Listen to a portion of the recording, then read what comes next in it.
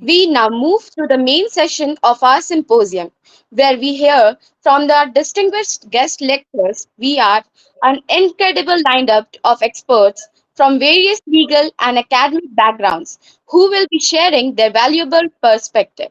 It is my honor to introduce our first speaker, Justice Dr. S. Vimala Sabhagrama, former High Court Judge, Madras High Court, legal secretary and chairperson of the board. We are eager to hear your thoughts, ma'am. Good morning to all of you.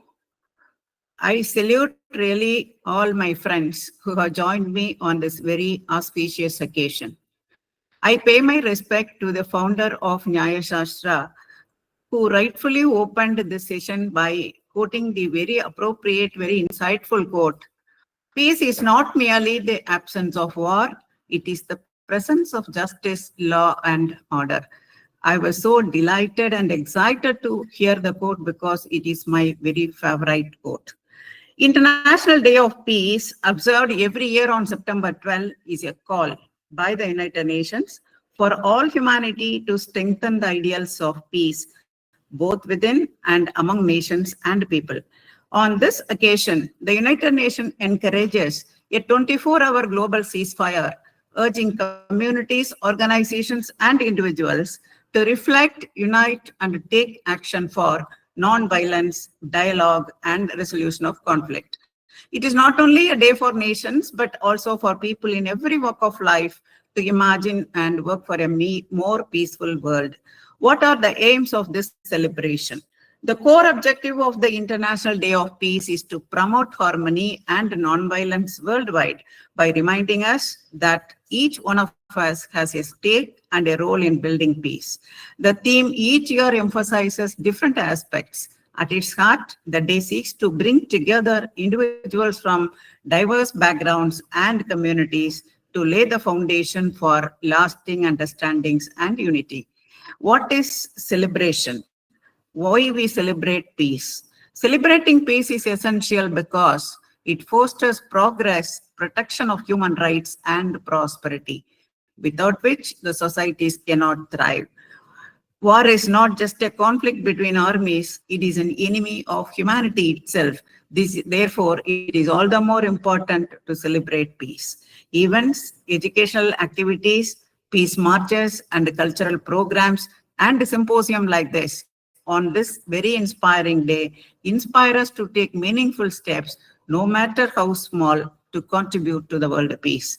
We have too many laws to control war and to bring peace. The UN Charter obliges member states to settle disputes peacefully under Article 2. Article 33 empowers the Security Council to act against threat to international peace. The Genocide Convention 1948 prohibits acts intended to destroy a national, ethnic, racial, or religious group. Investigations focus on whether targeted killings or deprivation of essentials meet this threshold. International humanitarian law, including the Geneva Conventions, demands protection of civilians, proportional use of force, and access to aid. The violations may constitute war crimes and attract international accountability. Indiscriminate bombing of residential areas, siege-induced starvation, and attacks on hospitals and schools may amount to grave breaches of humanitarian norms. What are the causes for the loss of peace? Why we lose peace? Peace is a very precious word. Peace, what a wonderful word. This 5-letter word unites the whole world, and the humanity is longing for peace. What are the causes for the loss? The absence of peace or the eruption of conflict and violence can be traced to several interlinked causes. I will quote a few, and no, it is not possible to quote all. Personal and social stress, first of all. At an individual level, unresolved anger, insecurity, and frustration can cause violence at home and in communities continuously. Inequality and injustice. Discrimination on the basis of caste, race, religion, or gender fuels resentment, alienation, and unrest. For instance, Racial or religious discrimination has sparked violence in societies globally and from riots to civil wars. Economic hardship and imbalance, widespread unemployment, and poverty create frustration and often give rise to crime and social tensions. The economic crisis in some of the African regions, worsened by exploitation of resources, have led to a persistent, consistent, and conflict and instability. Political corruption and weak institutions. Where the rule of law is weak and the justice is delayed or denied, citizens lose faith in peaceful processes. When they lose faith in peaceful processes, naturally it leads to many revolutions in numerous countries. Misinformation and propaganda. The digital divide. The digital technology is changing the landscape, but it is leading to misinformation and propaganda also. False information and hate speech, particularly via social media, have triggered more violence and social polarization in recent times. Example include communal tensions fanned by rumors, historical grievances and revenge. Unresolved historic wrongs or cycles of revenge perpetuate conflict as seen in ethnic disputes and some international hostilities. External interference.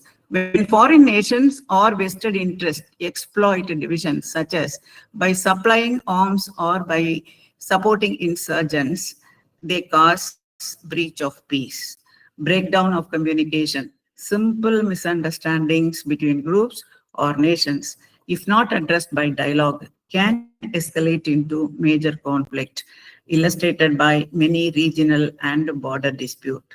Arms sale and resource plunder. This is the biggest challenge in these days.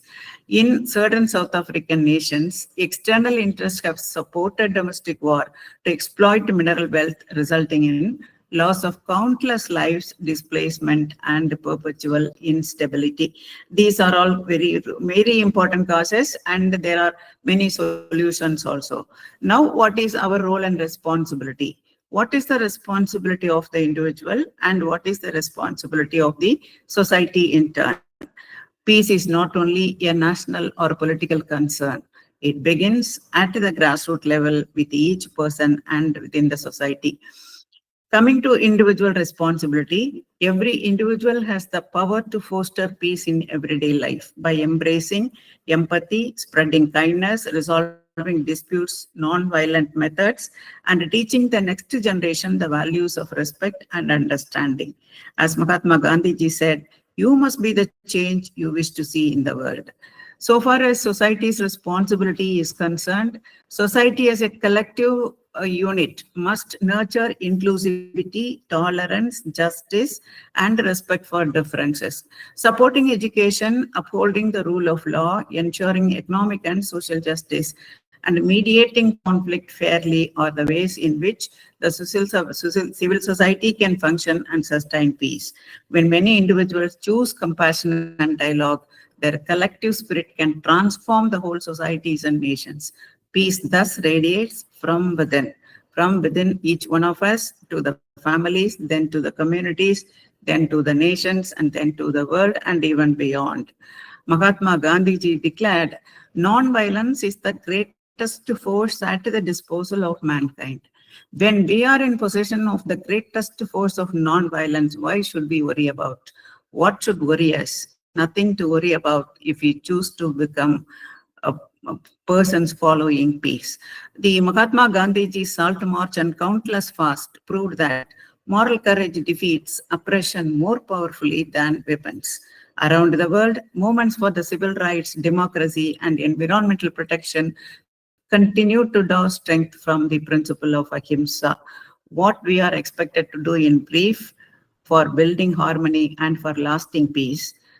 True peace demands action, dialogue over discard, education for empathy, and following justice and equality. Harmony, when we speak about harmony, harmony is not sameness. It is the music of diverse voices forming a single song. Even after all this, I would like to emphasize on the universal love, love without any expectation, love without any demand from the other side.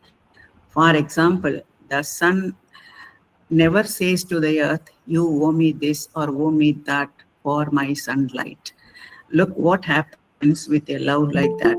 It lights the whole sky. The sun gives light and warmth daily without demanding repayment from the earth. True love and service are selfless. When one gives without expectation, whether in a family or in a community or between nations, relationship flourish and conflict diminishes or vanishes even.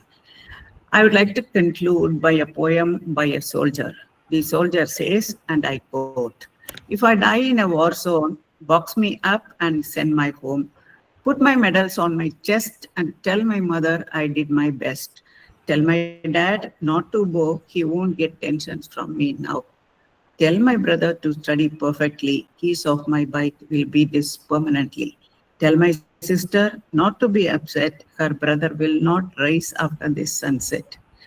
And tell my love not to cry. I repeat, tell my love not to cry because I'm a soldier born to die.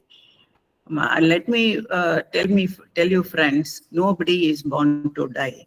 Everybody is born to live. It is our duty to ensure that everybody born in this world should live, and they are not born to die. If people are to live and not to die, it is our duty and responsibility to promote peace, beautify peace, and to ensure that the earth is full of peace and peace only. Thank you very much for the opportunity. Thank you very much.